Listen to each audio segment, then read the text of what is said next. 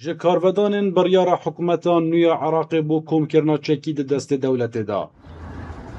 Pirsa hêzên çekdarên Şingalê kiriye ji pirsên herî giring. Du mahîk ji vanê hikûmeta Iraqê bû komvekirina hêzên çekdar bû bibin bi hêzên fermî. Sehî meha neha sala 2026 ye. يعني فضلكي قلقي مزن قوتي بشي السر حكومة عراقي هيك بدمير وجدان ببيفن افيرو دوان ده سال دوان تمام بون بروي گرمي بروان جمدا تي برچي في مقاومات كنود ماشين ما هي فيش حكومة عراقي هي في قوتا ازديا في فان زاروكي ازديا ببينا جسهكش عراقي وحقي وان وحقوقي وان بدير بن اطارك قانوني ده.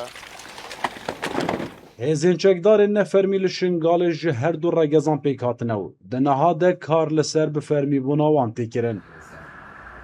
قبل 12 ساله شر كرين وبرخداني كرين حقيوان يتوندا كرين وبين بصفقة الرسمي قواتك بي وحماية اش منطقة خوبكا نا مجرد يعني راتبكي بدنيتي ودور بكنش بيدري هم سيرفي اساسي ام شغلن و هفالي دي تريت ات كاتش جي عدد نقل لقي مزنا سيس 400 كاتشي ماي كبر خداني بيدري كري يعني موجود هنا او جي سروي اساسي متشغلن وموافقه برخداني كرينجي اموانجي بقنا الشرطه المجتمعيه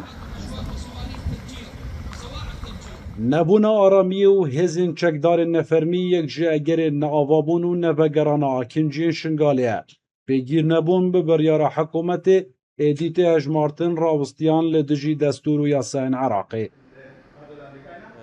دما اندماجي يعني دست بيكر اما هم حكومه وان احتواء بك وهم اوجي قبول بكن كاندماج بشكلكي كاربن باراسنا عراقي بكن بقشتي وباراسنا منطقه خوشي بكن وهر وساجي ارتباطا وان بحكومه رب الجور دستور وقانون عراقي واف وضعي ني طبيعي الشنغال دجي يعني وضع الشنغال ايرون ني طبيعيه يعني حتى أنا كي منظمات نشن درباسي شنغال بنجبر بوضع أمني نيدرست.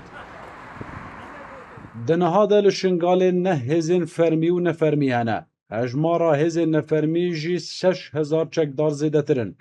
Ku bi hemî rêyan kartêkirin bibne hêzên fermî ser bi hikûmeta Iraqê. Berî dawî hatina jivanê diyar kirî. Xetab Emer bû dengê Amerîka. Şingal.